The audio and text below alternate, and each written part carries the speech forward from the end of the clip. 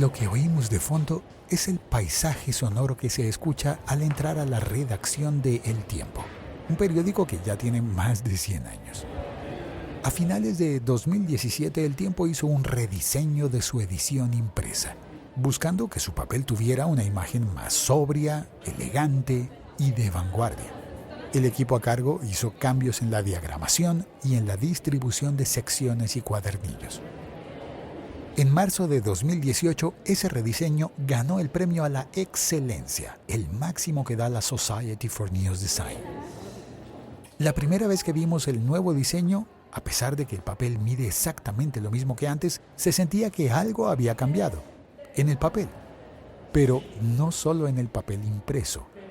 En más de 100 años, muchas cosas han cambiado. Por ejemplo, un medio de comunicación escrito también hace podcast. No estamos compitiendo con la radio. La tecnología jala una cantidad de actividades, entre estas la nuestra. ¿Para dónde? No lo sabemos, pero que nos está jalando, sobre eso no cabe la menor duda. Fake news no es la traducción literal al español de noticias falsas. A lo que yo creo que uno se debe referir cuando habla de la posverdad.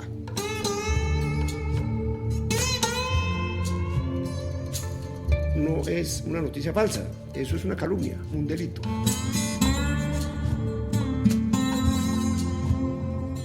Si lo hago en un periódico impreso, me demandan por calumnia y me meten en la cárcel. En una red social no tiene por qué ser distinto. ¿Qué es fake news? Que se ridiculizara, pero que fuera evidentemente una caricatura, eso ya existía. Que parezca verdad, no, eso es nuevo.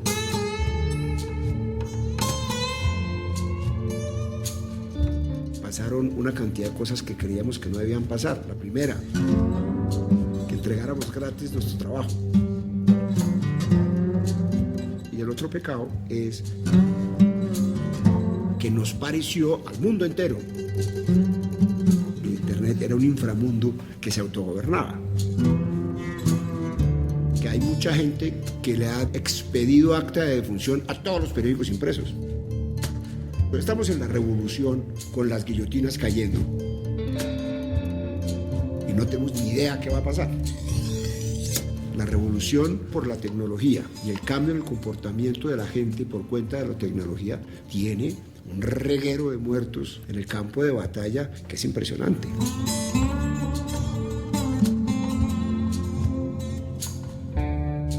El Tiempo tiene una operación costosísima.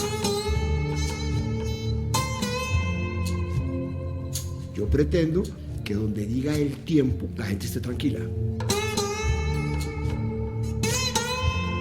Yo aquí tengo 200 periodistas porque tengo unos ingresos que me permiten pagar eso. En la información digital, en sistemas digitales, lograron hacer lo de la televisión y la radio, que es vender aire. El liderazgo da mucha confianza y da mucha tranquilidad y da un espacio económico importante para tomar las decisiones.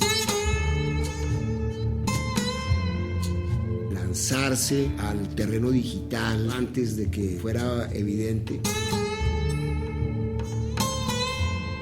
El tiempo en la sociedad se ha visto amenazado, pero por las consideraciones históricas, mucho más que por un hecho real que mañana ya yo aparecí sin ingresos, como sí le ha pasado a muchos periódicos en Europa y en Estados Unidos. Lo que está sucediendo es una transformación misma del oficio a unas velocidades impresionantes. Hoy todavía el 70% de los ingresos de esta casa editorial los produce El Tiempo de papel.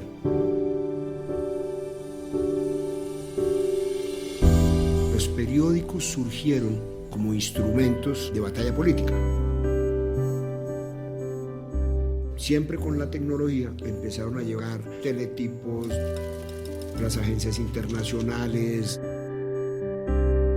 y empezó a convertirse en Colombia y en el mundo. Esta es una entrevista con Roberto Pombo, el director del diario El Tiempo, en Colombia.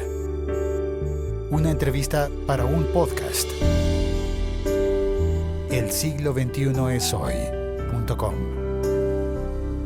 Que la tecnología le dé a la gente la oportunidad de hacer lo mismo que nosotros hacemos. Me parece apenas el mínimo democrático que hay que aplaudirle a la tecnología. Un episodio podcast con Roberto Pombo. Me parece más fácil ser eficiente con un podcast que con un blog.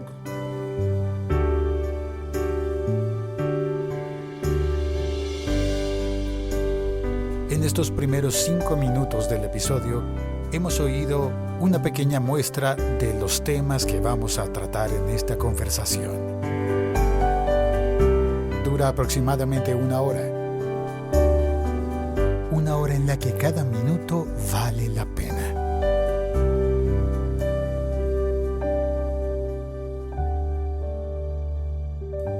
Hola, soy Félix, @locutorco, del podcast El siglo XXI es hoy, disponible en todas las aplicaciones de podcast y en elsiglo21esoy.com. El siglo XXI es hoy.com. Este programa pertenece a la comunidad hispanoamericana de podcast LaLiga.fm. Este podcast forma parte de LaLiga.fm. La conversación está dividida en capítulos dentro de un mismo episodio largo. Podrás ver la división con los títulos y saltar entre un capítulo y otro. Basta con ver el texto de descripción de este episodio podcast. Encontrarás allí los títulos y los minutos en los cuales comienza cada tema. En algunas aplicaciones para oír podcast, como eVox, YouTube o Spreaker, puedes escribir tus comentarios directamente debajo del audio. En otras aplicaciones como Spotify, Deezer, Apple Podcast o Google Podcast no puedes escribir comentarios, pero puedes compartir este episodio podcast escribiendo tu comentario en Facebook o en Twitter. Comparte el episodio, añade tu comentario. Yo soy Félix, @locutorco, en todas las redes sociales. Señor, muchas gracias por venir. El siglo XXI es hoy. Quiero conversar sobre el tiempo que estamos viviendo, en el que todo parece estar reacomodándose, parece haber un nuevo orden mundial que nadie se lo esperaba. Al menos cuando yo estaba muy joven me decían que Colombia era un país del tercer mundo y que era muy difícil que Colombia alcanzara los niveles de tecnología que había en los países del primer mundo. Lo que yo no contaba, y creo que muchos no habíamos imaginado, es que no teníamos que alcanzar la tecnología porque ella nos iba a alcanzar. Así es. Y la tecnología jala el desarrollo de una cantidad de actividades, entre estas la nuestra. ¿Para dónde? No sabemos, pero que nos está jalando, sobre eso no cabe la menor duda. Esta mañana vi una columna de Diego Santos que hablaba sobre el New York Times y una política de pedirle a sus periodistas que no publicaran en Twitter opiniones personales. Y se preguntaba él si eso podría pasar en Colombia. Ya está pasando que nos estamos haciendo la misma pregunta, pero nosotros hasta ahora llevamos un camino un poquito más tímido, porque es muy complejo. En el manual de estilo del periódico, el manual de redacción del periódico, que está más o menos recientemente publicado, hay una parte específicamente sobre eso. Eso tiene una enorme dificultad. Las herramientas de la comunicación personal, las redes sociales, hacen parte de los derechos de las personas, y los periodistas pues hacen parte de las personas que en teoría tienen esos derechos. ¿Qué pasa? Que cuando hay periodistas que tienen ocupaciones con cargos de responsabilidad, lo que dicen se puede interpretar como una postura del periódico. Ahí empieza la cosa a ponerse más compleja. Aquí nosotros llegamos a unos límites que tiene que ser que no puede haber contradicción abierta entre lo que en los principios generales éticos que maneja el periódico con lo que sus funcionarios de nivel de responsabilidad pueden publicar ahí. ¿De nivel de responsabilidad? Sí, de nivel de responsabilidad, pero en términos generales amarra mucho. Amarra mucho ser parte de un periódico y ese amarre involucra que también están amarrados los individuos de alguna manera en la libertad de decir absolutamente todo lo que les parezca. Eso parece como una contradicción porque no suena como una definición de la libertad de expresión, pero de todas maneras sí suena como una de las responsabilidades que tiene el medio al mandar mensajes. Es un punto muy gris. Uno de los aspectos interesantes que a mí no se me ha ocurrido, que trae lo del New York Times, es que le dice a los periodistas que no pueden hacer reclamos públicos a través de sus redes sociales sobre fallas en servicios de mil cosas a las que uno se somete, porque su posición como periodista le da un privilegio por encima de los demás para reclamar sus quejas o para hacer tramitar sus quejas. Y en este caso tiene lógica porque dice, está utilizando el periodista una posición en la sociedad que se la da a ser periodista en medio de este determinado periódico para hacer que sus reclamos funcionen. Entonces lo que aparece como una denuncia pública para que las cosas funcionen mejor, en realidad está siendo una utilización de una posición privilegiada para mejorarse en tema personal y lo prohíbe. A mí ni siquiera se me ha ocurrido pensar en el tema, pero es un tema muy interesante y es evidentemente una limitación del ejercicio de una libertad, pero el sustento tiene sentido. Y es curioso porque hay otro tipo de personajes de la vida pública que sí lo hacen y que se vale y que, bueno, como que a nadie se le ocurría y hasta el momento de decir, no, tú no debes decir eso porque... Exactamente, pero es muy interesante, muy interesante.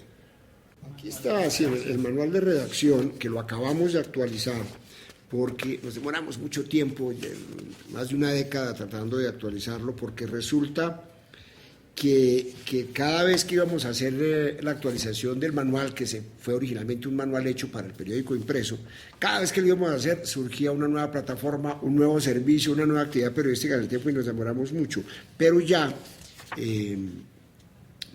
lo actualizamos y en eso estamos. Entonces, digamos, hacemos una transferencia absoluta de todas las responsabilidades que tiene un periodista normal, no importa cuál sea la plataforma en la que actúe.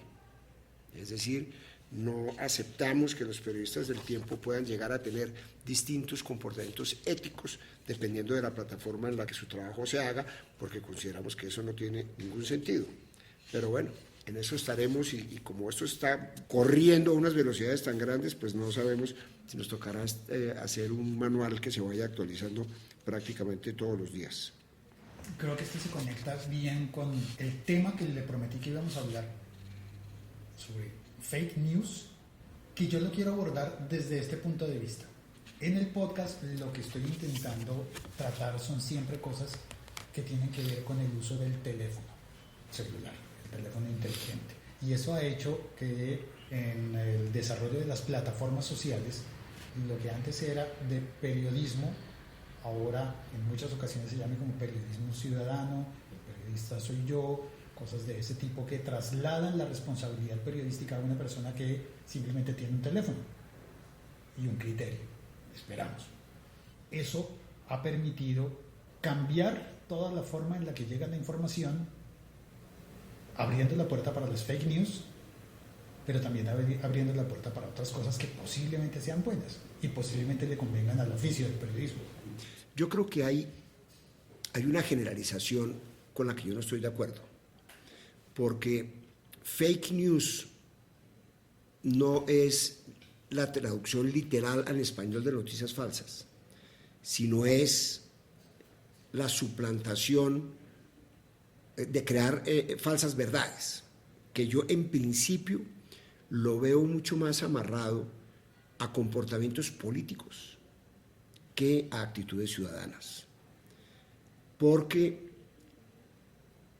los políticos, o algunos políticos, han encontrado el instrumento impresionantemente eficaz de los teléfonos celulares en este caso, y después será cualquier otra cosa, pero los teléfonos celulares, para mandar por la red como un virus una información falsa, a sabiendas de que es falsa, con el objetivo de generar resultados políticos eficientes y concretos y buscados desde el comienzo, ya sea para mejorar su postura o la postura de el posicionamiento de un determinado discurso en la comunidad, o hacer propaganda negativa a través de esos mismos mecanismos sobre contendores utilizando información falsa, ¿sí? Eso es un determinado tipo de comportamiento que es a lo que yo creo que uno se debe referir cuando habla de la posverdad.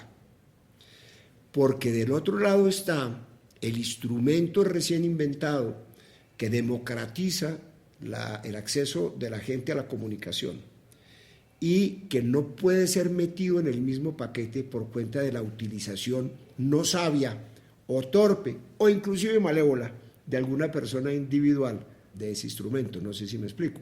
O sea, un ciudadano normal que la famosa tía de WhatsApp que divulga una noticia falsa, ¿ella no estaría haciendo fake news? Ella está haciendo fake news. Lo que quiero es separar los dos comportamientos, porque los dos comportamientos tienen curas distintas. Okay. Es decir, si yo me invento como ciudadano, me invento una noticia falsa, dependiendo de cuál sea específicamente la noticia, debe tener un determinado tratamiento. Si yo, por ejemplo, digo que usted es un ladrón, eso no es una noticia falsa, eso es una calumnia. Es decir, eso es una conducta tipificada en el Código Penal como un delito. Desde antes de que se inventaran los teléfonos. Claro, es que es el mismo comportamiento. Aquí estamos en una esquizofrenia con las redes por cuenta de que llegaron demasiado rápido y nos apareció a todos como un mercado persa y un limbo donde no existe jurisdicción de ningún tipo, que eso se irá acabando normalmente, porque una sociedad no puede sobrevivir cuando dos comportamientos iguales se valoran distinto frente a las normas. Tiene que ser el mismo. Es decir, si yo acuso a alguien de algo que no es verdad, si lo hago en un periódico impreso, me demandan por calumnia y me meten en la cárcel. Si lo hago en una red social, no tiene por qué ser distinto, tiene que ser igual. Tiene que ser lo mismo, el comportamiento igual, consecuencia igual. Entonces, ¿qué es fake news? Fake news es un chisme hecho por la señora de la esquina para fregar a una vecina que la tiene incómoda. Bueno, eso es un chisme con la utilización de una herramienta poderosa, y ya verá la justicia qué hace para corregir eso si es que es un delito. De resto, yo creo que la sociedad tiene que ir aprendiendo a utilizar responsablemente el instrumento, porque a mí siempre me da la impresión de que es como si fuéramos unos cazadores acostumbrados a disparar con flechas, y un día nos encontramos una ametralladora. Entonces, simplemente el poder letal ha aumentado, pero la actitud es la misma. Hay que enseñar que el pecado no puede estar amarrado al instrumento, sino el pecado está amarrado a la actitud. Con esto pasa lo mismo. El hecho de que una persona común y corriente se conecte a través de las redes y pueda decir mentiras, tiene que ser tratado en su dimensión real en cuanto a delito, en cuanto a comportamiento grosero, en cuanto a irregularidad cívica, y cada una de esas tiene un tratamiento distinto, ¿sí? Una es un regaño de la mamá, la otra es un extrañamiento de un círculo social, la otra es un castigo, el que sea, en plata, en cárcel o lo que sea, dependiendo de la gravedad, pero me parece que si nosotros envolvemos todos los comportamientos sociales que no sean la verdad rigurosa en fake news, le estamos dando un espacio de salida demasiado fácil a los poderosos que están utilizando eso conscientemente y a sabiendas para buscar unos efectos perversos, fundamentalmente o mayoritariamente políticos. Y eso pasa, pues, a nivel global, ¿no?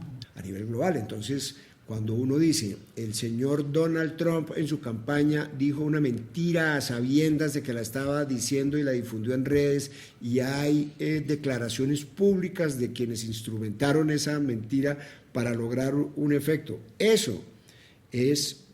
Contra eso hay que luchar de una manera que no es educativa, es decir, o educativa a la fuerza. Punitiva. A la fuerza, claro, punitiva.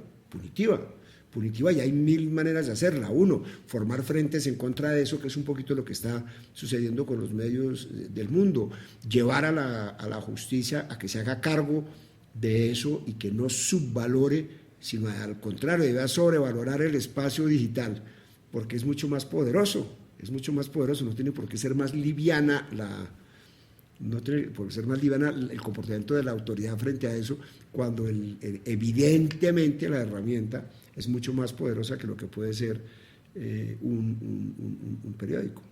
Pero ¿cómo lo implementaría uno? ¿Depende del usuario, por ejemplo?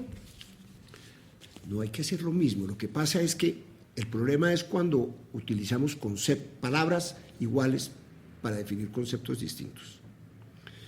Noticias falsas es un concepto que existe desde hace mucho tiempo y que puede suceder por un montón de razones. En mi oficio del periodismo, uno puede hacer una noticia falsa porque, por ejemplo, uno no fue lo suficientemente cuidadoso a la hora de verificar un dato y la noticia salió falsa. No eran 20 sino 30, no eran 2 sino 1, no era fulanito de tal sino no sé qué, o el nombre está, alguna cosa. Una imprecisión por una falta de destreza periodística o de seriedad periodística a la hora de valorar las cosas. Otra cosa distinta puede ser, hombre, yo hice una noticia falsa porque caí en un engaño de una fuente.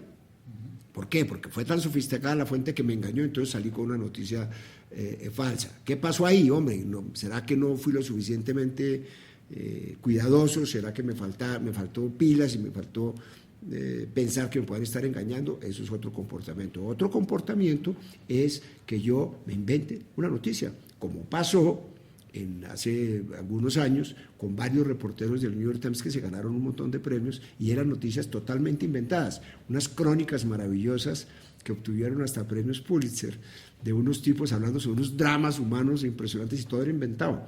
Eso es otra falsa noticia, también se llama falsa noticia, pero es completamente distinta. Yo no puedo, periodísticamente hablando, yo no puedo uniformar como falsa noticia todo eso porque son distintos. Ahora, mucho menos yo puedo cobijar al resto de la sociedad para decir, la señora de la esquina que se inventa un chisme ligero para fregar a una vecina, o una persona que se inventa una noticia falsa para agraviar y hacerle mucho daño a una persona. Cada uno de todos esos comportamientos tienen orígenes distintos, tienen razones distintas, tienen mecanismos distintos y yo creo que tiene soluciones distintas. A mí no me parece que uno pueda lograr solucionar un problema cuando empaqueta bajo la misma definición de actitud, una mentira de Donald Trump con una mentira de una señora inventándose un chisme en un barrio. Son distintos. Otra categoría que se me ocurre es la noticia falsa broma. El Mundo Today, el Deforma, Actualidad Panamericana. Es curioso porque antiguamente el humor político podía recurrir a muchos formatos, pero no se había explorado la mentira. Sí, a mí, digamos, me parece que también eso tiene graduaciones, pero esos son los ejemplos muy interesantes. Todas aquellas cosas que son la ridiculización de algo o de una situación, buscando que la gente caiga en la trampa porque parece que son noticias verdaderas.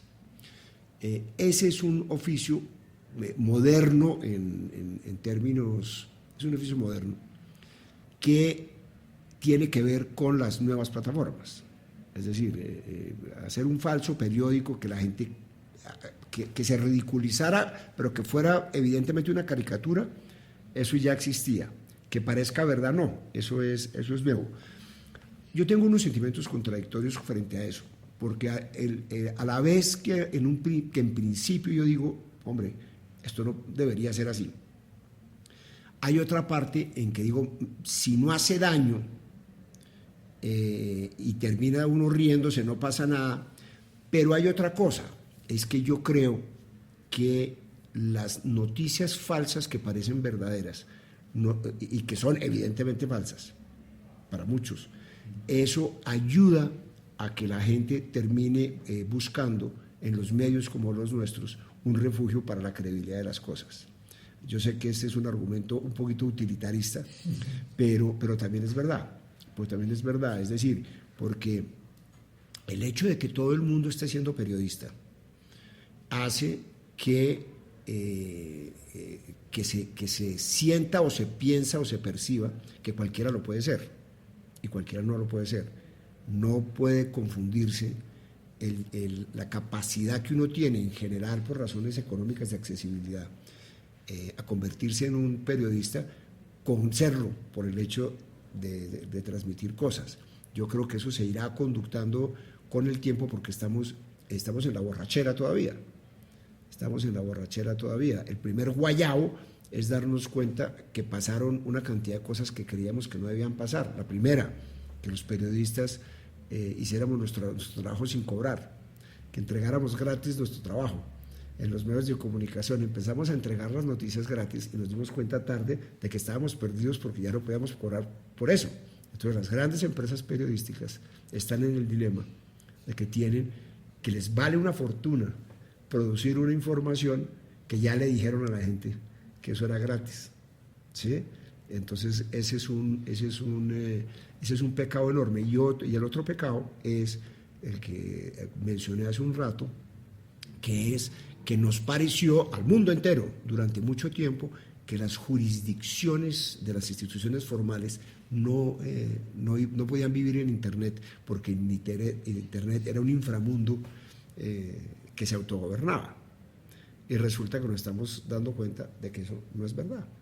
Y el llegar a la posverdad como calificación y llevar a la fake news como concepto, quiere decir que las autoridades no se despertaron a tiempo en sancionar comportamientos que en otro terreno serán comportamientos delictivos. ¿Sería como terreno de nadie, terreno de todos? No, digamos terreno de nadie, es que donde no hay autoridad es terreno de todos y terreno de nadie, porque cualquiera puede ir allá, pero ¿a hacer qué? Porque hay unos que son más fuertes que otros, hay unos que son más perversos que otros, entonces hay unos que pueden hacer mucho más de lo que pueden hacer otros. Entonces es un terreno de todos, pero es un terreno de nadie. Pero yo lo reduzco al tema de que se permitió que dos comportamientos iguales, inclusive de la misma persona, fueran valorados distintos según en qué plataforma se producían. Si lo hice en escrito en papel o si lo hice en escrito en pantalla. Eso es ridículo. Es la misma actitud. Es más, se hace con los mismos dedos. Es lo mismo. Son unas letras escritas, unas en una piedra, otras en un papel y otras en el aire, pero no tiene por qué tener ninguna diferencia.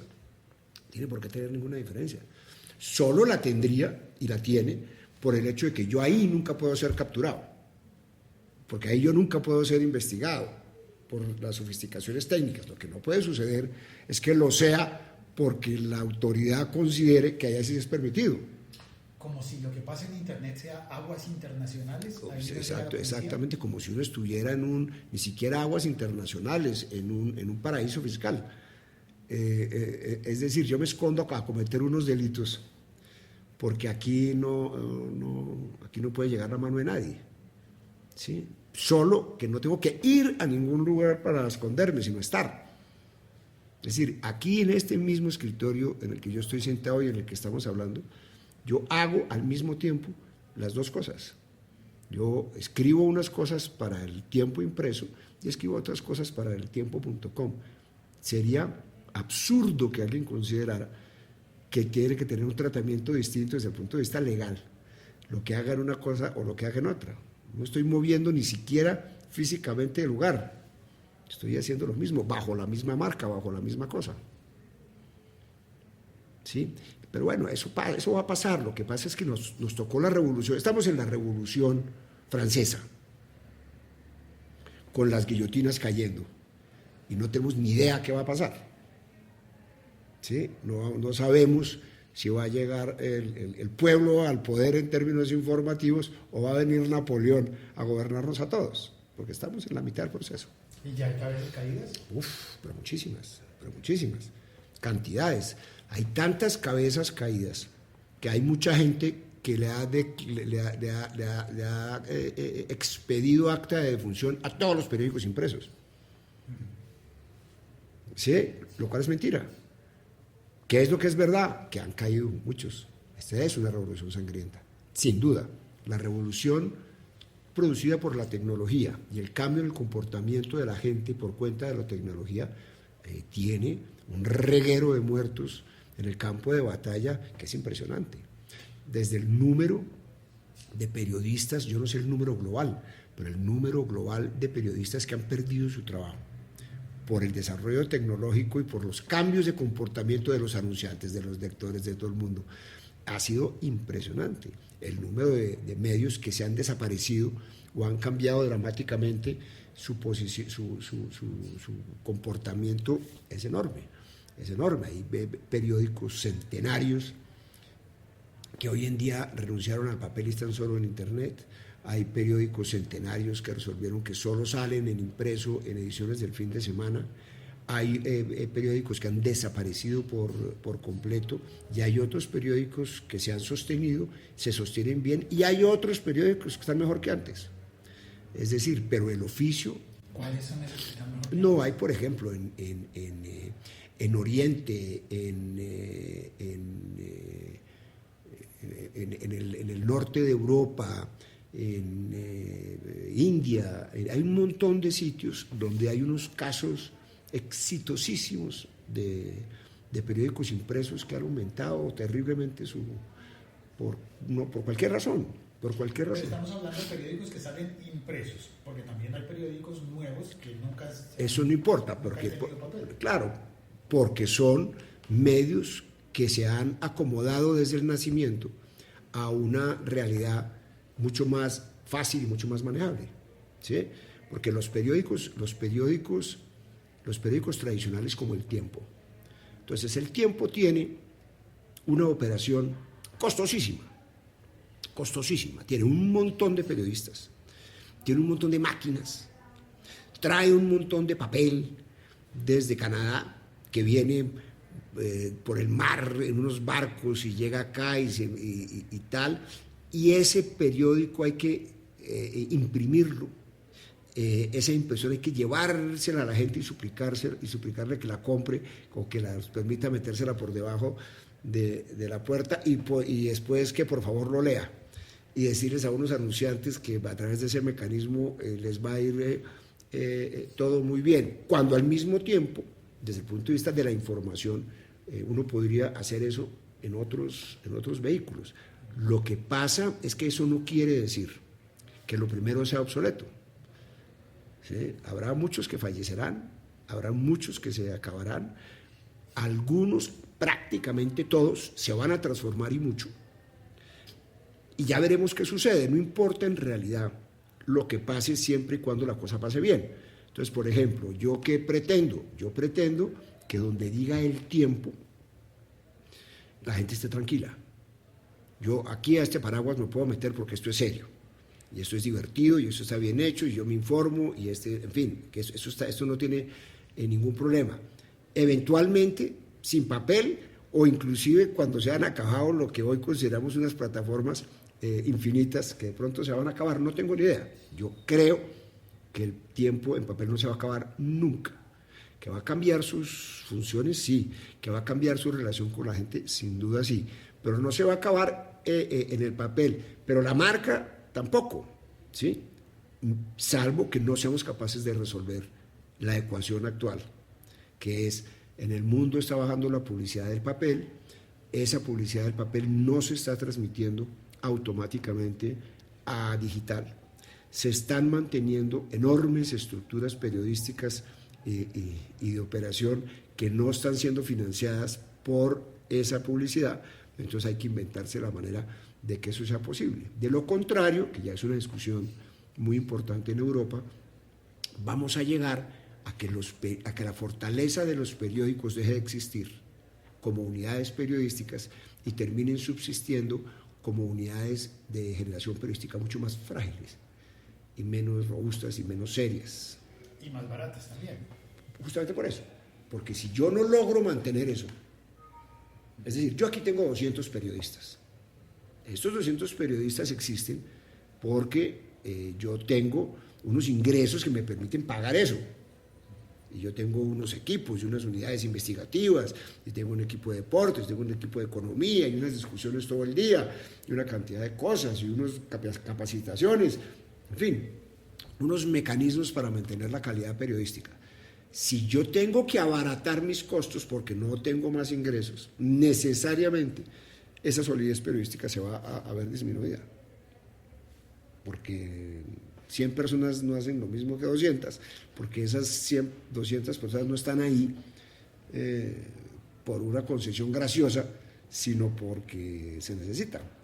Entonces ese es un problema muy complicado. Empresas que salen de cero, sin toda esta operación, sin traer papel, sin tener máquinas, sin no sé qué, montan una operación digital con un equipo interesante y bueno, puede ser igual de grande o menos grande, no importa, pero absolutamente racional en términos de sus gastos y sin la necesidad de transmitir físicamente nada, porque el digital, la información digital, los sistemas digitales lograron hacer lo de la televisión y la radio, que es vender aire. Sí, entonces las palabras van por el aire y llegan allá, y no hay que hacer una operación física que en términos reales, yo sé que me estoy alargando mucho, en términos reales son como Gutenberg. Yo lo llevo a usted a la rotativa del periódico, usted se queda impresionado de la mole tan impresionante que es aquello y las cosas que hace, y eso al final es tinta sobre papel, que es el invento de Gutenberg hace más de 5 siglos. ¿Va a sobrevivir? No lo sé. Yo creo que sí.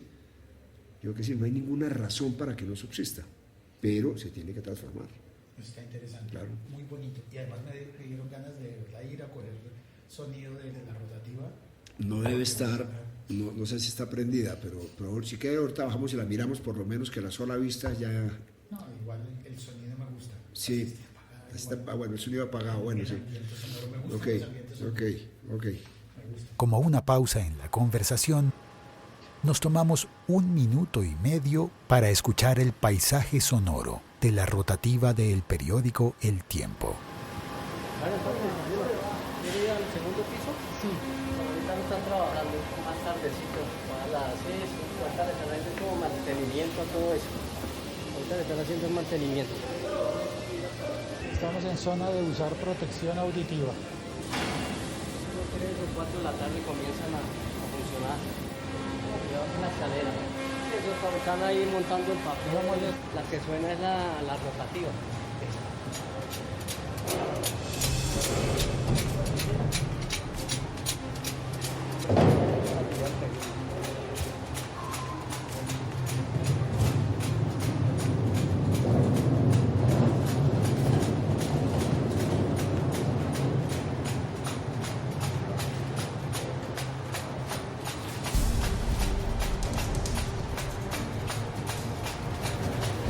Tipo 3, 5, 6 de la tarde, es fácil, ya están trabajando totalmente todas. 3. Sí, eso. En el primero del periódico. Sí.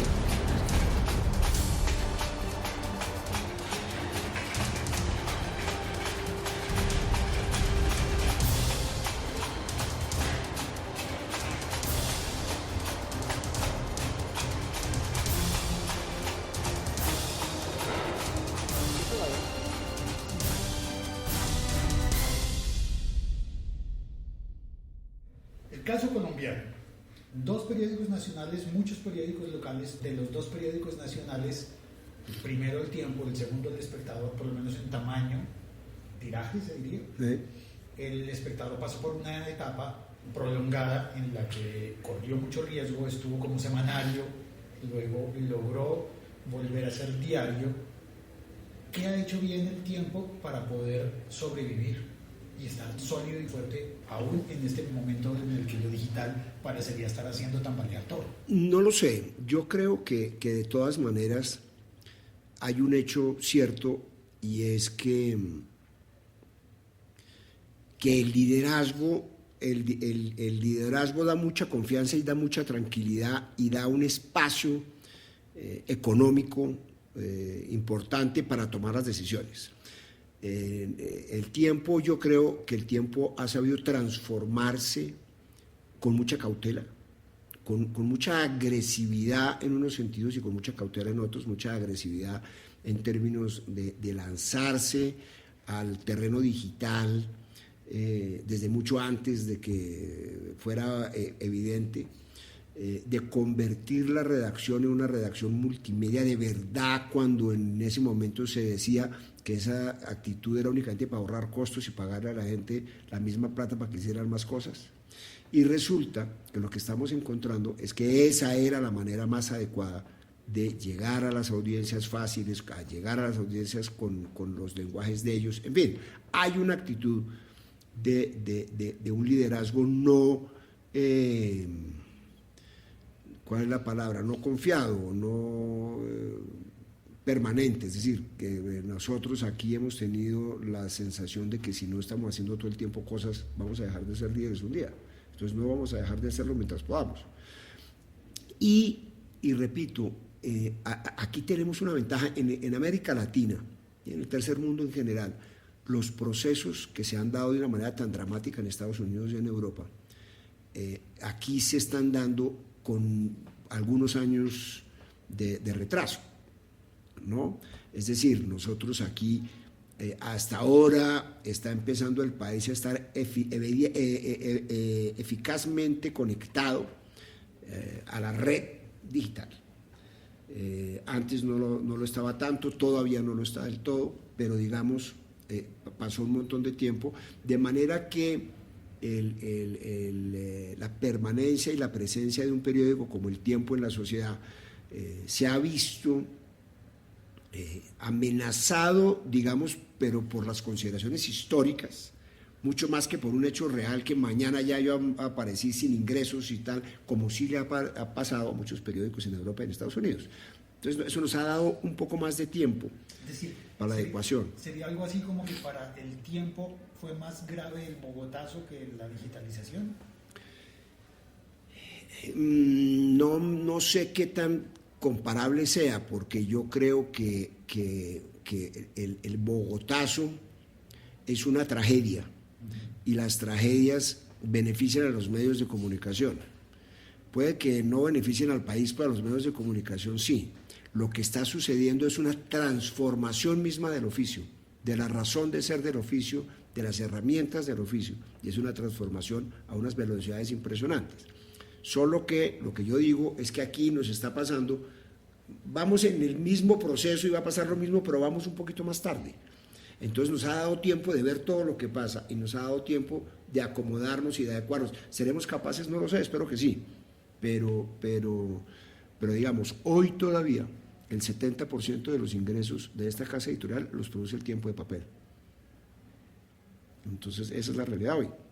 Mañana no lo será, seguramente no, seguramente nosotros vamos a tener la obligación de generar un ingreso económico muchísimo mayor en el digital, porque si las tendencias van como van, el periódico va a subsistir con unos ingresos menores a los actuales, que eventualmente no van a poder pagar toda esta operación que nosotros tenemos. Entonces tenemos que inventarnos por obligación una fórmula para ganar dinero y financiar esto. ¿Cuál es la fórmula? Vamos a ver, de pronto es una combinación de formas de lucha. Hay que hacer publicidad. La publicidad que se está haciendo está bien, pero no está inventado el mecanismo realmente. Y vamos a tener que cobrar por información, vamos a tener que cobrar por nuestro trabajo. ¿De qué manera? No lo sé, ahí lo estamos estudiando desde hace años y no tenemos la fórmula exacta, pero vamos avanzando mucho en eso, porque hay que cobrar por nuestro trabajo. Y espero que lleguemos a un punto donde se balanceen las cosas y nosotros no tengamos que modificar nuestra estructura en el sentido del número de personas por cuenta de que no tenemos plata para sostenerla.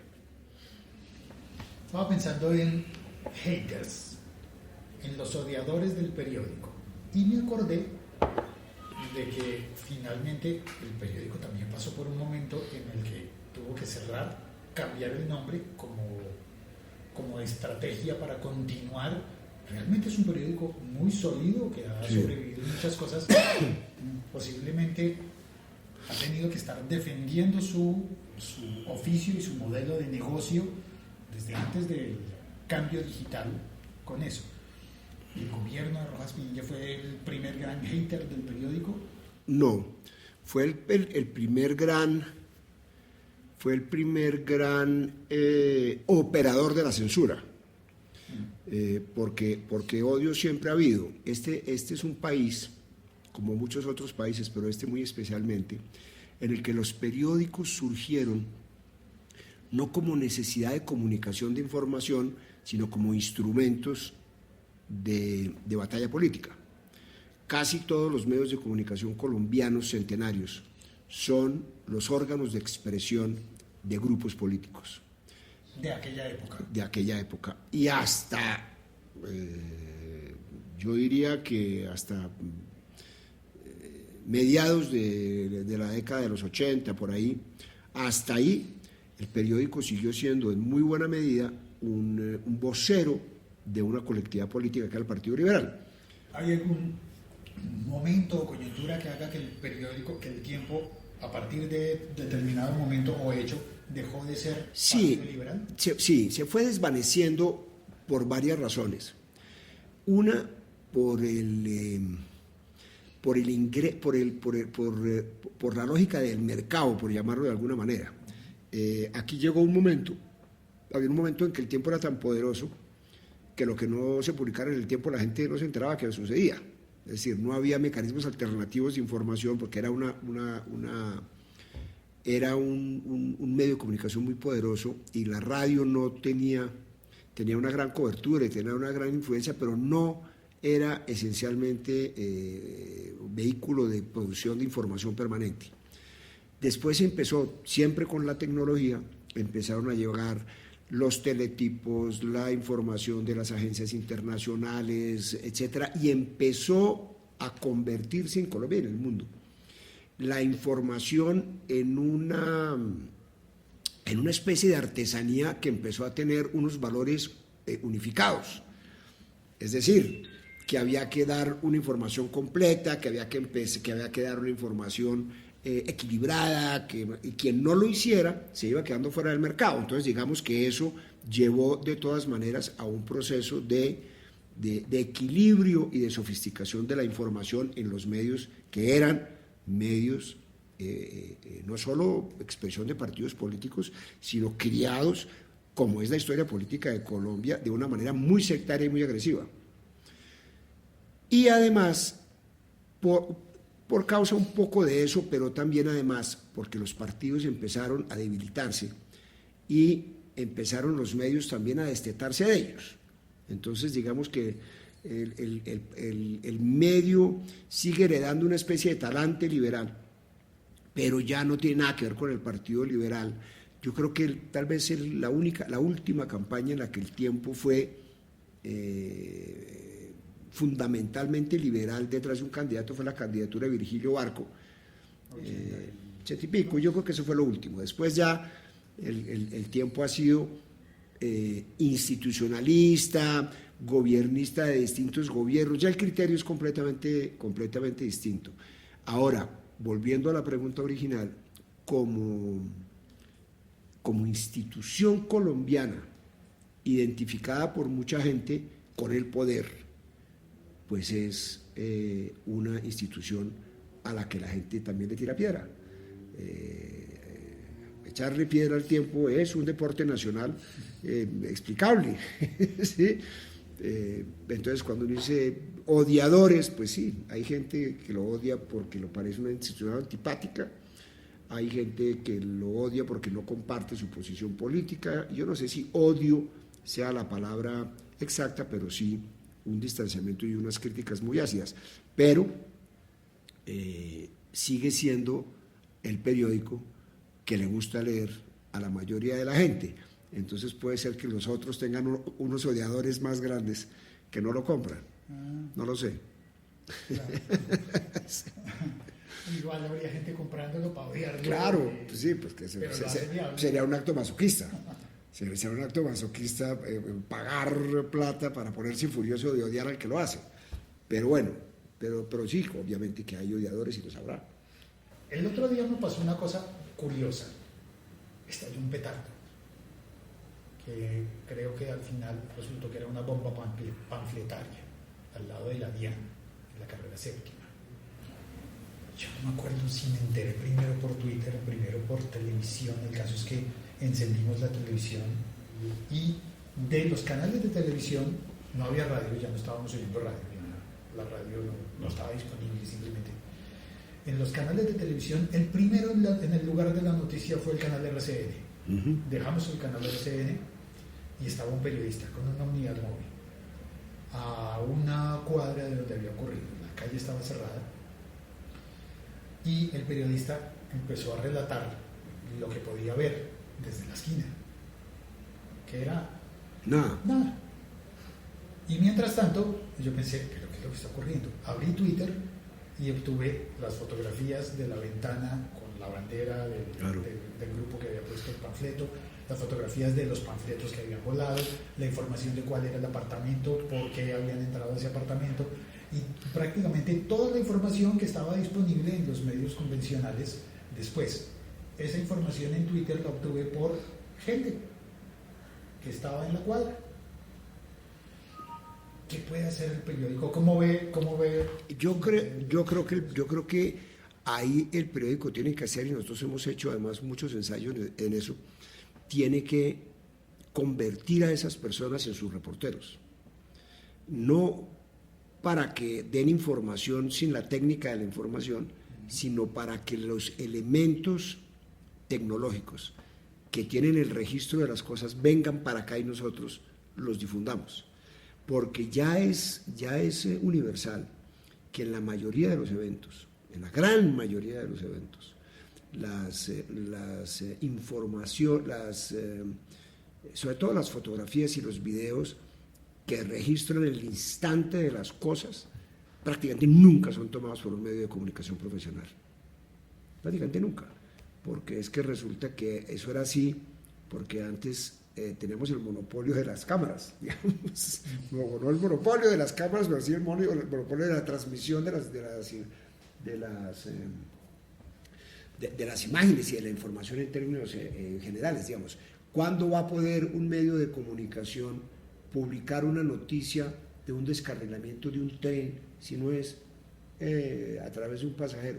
Nunca. La única manera es tener un mecanismo para que las personas le transmitan al periódico la información, para que el tiempo complemente, esté rápido en esa información y logre hacer una información seria a la vez que actualizada.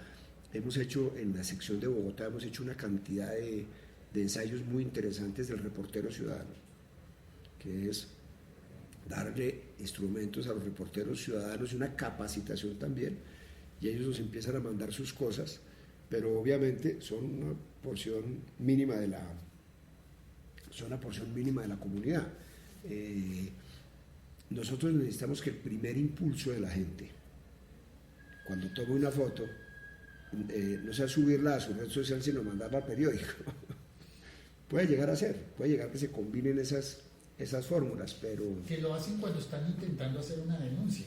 Claro. Es decir, publican la red social, @el tiempo, para ver que estoy publicando esto. Claro, y si mandan, por ejemplo, digamos, si una persona en un celular manda al tiempo una foto con una noticia, puede estar absolutamente seguro de que esa foto en ningún otro sitio la van a ver más de lo que la pueden ver en las plataformas del tiempo, comparado con los otros medios, con otros medios periodísticos. Pensando en modo hater, ¿eso es tener gente que le haga uno el trabajo gratis? No porque eso hay una cantidad de escenarios. Digamos, hay unos escenarios que son unos escenarios trabajados con personas a las que cultivamos, personas a las que les damos las herramientas, a las que les damos entrenamiento, y esas personas reciben distinto tipo de remuneraciones por eso. Es decir, A algunos les parece que con la sola capacitación es suficiente, a otros les parece que las herramientas son suficientes, a otros les parece que eso no es suficiente y quieren un salario, lo que sea, dependiendo un poco de en qué circunstancia esté cada uno y qué tanto interés tenga. El otro es simplemente, si yo soy una persona de la calle y tomo una foto de algo, yo qué quiero que pase con eso. Hoy lo que quiero que pase es que mis amigos se enteren. Mis amigos.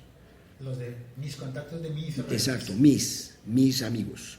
La gente, digamos, la utilización, las redes sociales han servido fundamentalmente para que la gente estreche unos vínculos muy precarios, pero los estreche mucho, porque al final son 4 gatos. Es decir, son mis gatos. Claro, pues son mis gatos. Son mis gatos, son mi red social. Entonces, digamos, no necesariamente una persona quiere, yo quiero que el país se entere. No, yo no quiero que el país se entere. La actitud demuestra que la gente no quiere que el país se entere. No le importa, mejor dicho. No es, quiere que sus amigos se enteren. Muchos, poquitos, no sé qué, pero quiere que se enteren. Entonces sube a su red social, que se multiplica enormemente, digamos, en ese sentido es muchísima gente, pero es una actitud de entorno, de fortalecer el entorno, darle la información que uno considera que es útil y todo eso.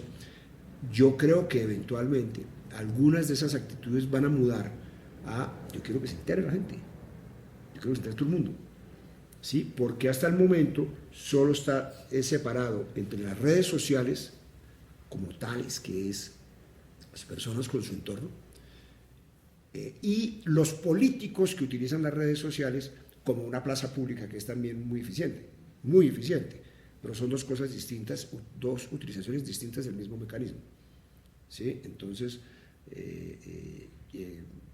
yo, Álvaro Uribe, tengo mi cuenta de Twitter para escribir cosas que quiero que produzcan impacto político inmediato. Y tengo toda la tecnología para hacerlo y no sé qué. Y yo soy un señor común y corriente que estoy conectado con los amigos del colegio, con los amigos de la universidad, con los amigos del trabajo, no sé qué, y tengo ahí, y yo muevo esa red. Eso, para mí, está siendo el vínculo más poderoso que han logrado hacer eso. Por eso no es gratuito que cada vez más la gente que entra al tiempo.com no entra directamente al tiempo.com como una actitud espontánea para mirar qué dice el tiempo.com, que lo sigue haciendo muchísima gente, sino entra para ver una noticia específica referida por un amigo para que vaya al tiempo.com. Es decir, la fortaleza de la marca está y va a estar cada vez más en que un amigo le recomienda a otro una noticia que salió ahí, porque el gran factor de credibilidad es el amigo. No, son unas tribus chiquitas muy poderosas en ese sentido. O sea, a mí un amigo que conozco toda la vida le hace esto y yo sé que él me está diciendo que él cree en eso y que eso es serio y que eso me sirve y que cualquier cosa. Y si a la vez lo que me está compartiendo es un artículo que tiene la marca del tiempo, es una especie de doble cheque. Claro. No, él me está diciendo que el tiempo es serio sin mencionarlo, que es el valor de la marca. Por eso yo no puedo dejar de ser serio nunca. Lo que pasa es que cada vez ser serio significa algo distinto. Pero yo necesito ser confiable. Yo necesito ser confiable porque si no nadie le va a referir a uno. ¿Ser serio es distinto? Sí, digamos, ser serio puede ser distante, ¿no? Ser creíble, porque uno puede ser creíble y ser divertido. Es decir, estoy hablando de dos conceptos de seriedad que al final son iguales, pero creíble, es decir, confiable. Yo confío en eso. ¿Por qué? Porque lo dice el tiempo. ¿Sí? Pero es tan poderoso el sistema de redes que cuando empezó esto de la cosa digital, una persona entraba a su computador, ponía la página del tiempo y la abría, y eso lo hace mucha gente, lo hacen muchos periodistas, lo hace mucha gente que que le encanta la información, cada vez es más gente, el número, pero desde el punto de vista del mecanismo de ingreso ya están variando muchísimo, muchísimo. Entonces, digamos, hoy el segundo mecanismo de entrada al tiempo, creciendo muy rápidamente, es Facebook. Luego es una red social. Hay una cosa que a mí me preocupa con Facebook, y es que no se quedará Facebook después con todo el contenido. No estamos dándole demasiado poder. Demasiadísimo poder. Le estamos dando un poder tremendo, pero además ya empieza a haber una discusión si no estaremos siendo regidos por el Hitler del momento. Es decir, que es la información valorada, jerarquizada y analizada por un ingeniero. ¿Quién sabe con qué objetivos? Es decir, es como lo podía manejar Goebbels durante el Tercer Reich, que es yo hago la propaganda de tal manera que yo termino estableciendo cuál es el comportamiento de la gente. Aquí no estoy hablando de violencia, ni estoy hablando de nazismo en el sentido militar del asunto, pero desde el punto de vista del manejo de la información, con un diseño de ingenieros para valorar cuál es la información que debe ir primera, cuál es la que debe estar adelante, cuál es la que debe estar atrás, cuál es la que es fácil de conseguir y cuál que no, cuáles son los criterios que yo establezco como deben ser las prioridades de búsqueda de la humanidad. Son un poder tremendo que asusta a mucha gente sobre la posibilidad de una manipulación masiva, tanto que hay gente que ya se pregunta, pensadores europeos ya se preguntan si Facebook no será el mayor atentado que existe contra el libre albedrío, porque me están tomando las decisiones que yo debería tomar como parte estructural de mi libertad. Claro, hay un montón de sustos. Facebook y Google. Sí, claro, todo eso, pero es evidentemente, y son el mayor elemento. Aquí cuando la gente dice, es que la concentración de los medios, si piensan en el tiempo, o piensan en Caracol, o piensan, no están ni tibios. Nosotros somos la democracia popular más grande en términos de variedad frente a lo que sucede en el mundo con todos, con Google, con Facebook, con todos ellos, cada vez más con Amazon. Es decir, que en términos, digamos, de publicidad, de publicidad se mandan al buche ya casi más del 95% de la publicidad existente en el mundo digital, que es una locura. 3 actores o 4 actores, es una salvajada. Ahora, no digamos en términos del manejo de la cantidad de gente que se informa a través de ellos, porque es el mecanismo más eficiente. Es el nuevo medio. Es curioso, acabo de caer en cuenta. Claro, el tiempo, en ese escenario, el tiempo ya no es un medio, sino es un generador de contenidos, y el medio es Facebook. Cada vez más. Lo que pasa es que yo me sostengo como medio, y digo me sostengo es en términos de credibilidad, porque en la medida de que yo sea referido como noticia y la gente la termine leyendo en el tiempo, para mí como periodista es lo que más me importa.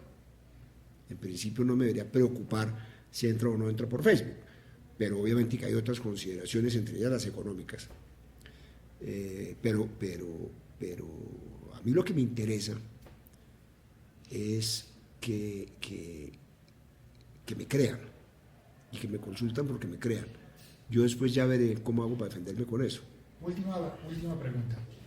¿Cuál es la diferencia entre un periódico y un blog? Parece tonto, pero... No, yo no tengo en la cabeza una definición, pero digamos, yo creo que la diferencia está en que un blog suele ser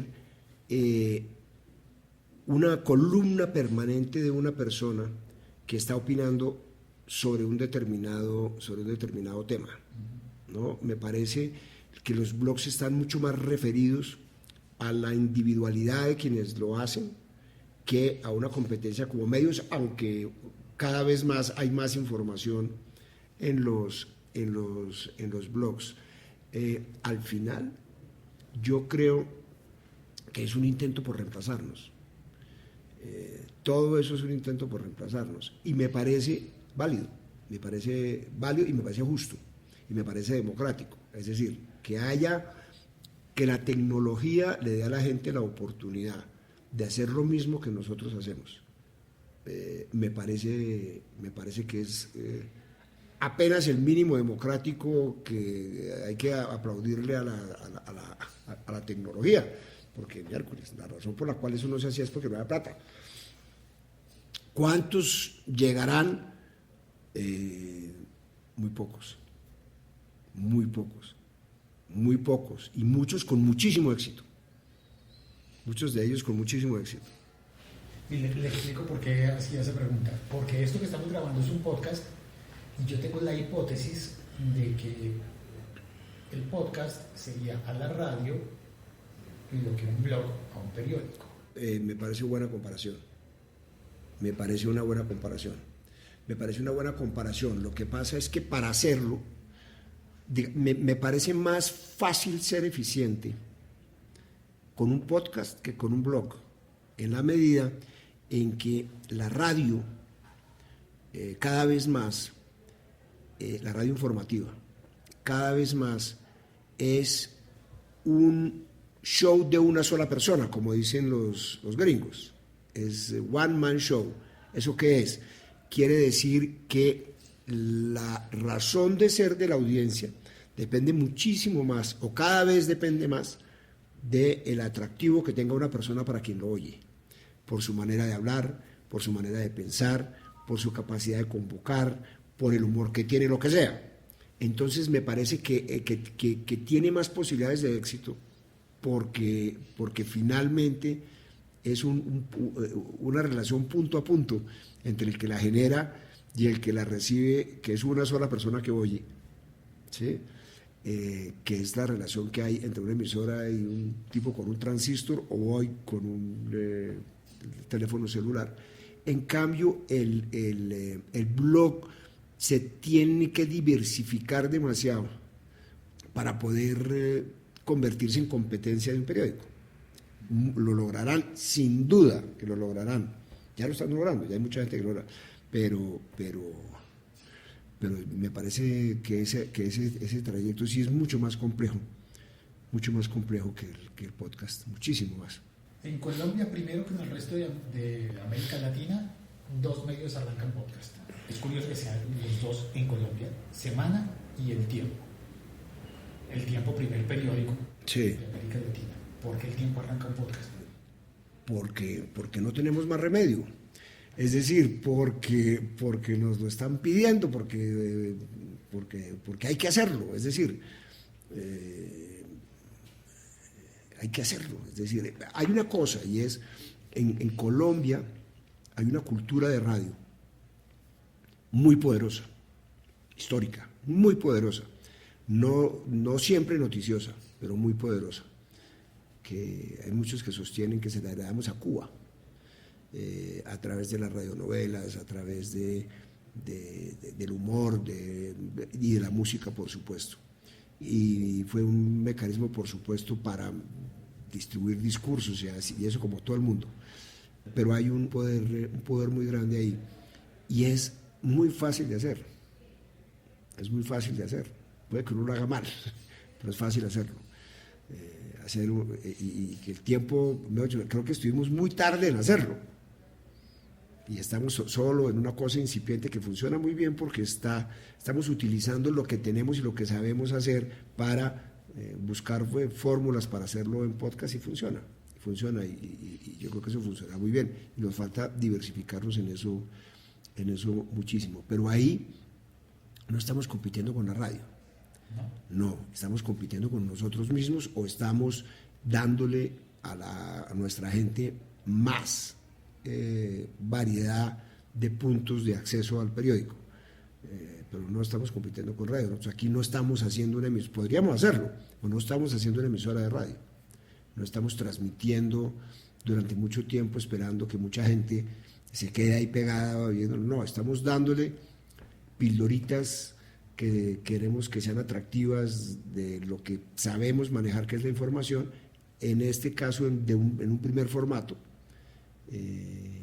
que originalmente uno diría, uy, pero es un formato un poquito pesado, 15 minutos de una charla, Dios mío, larguísimo.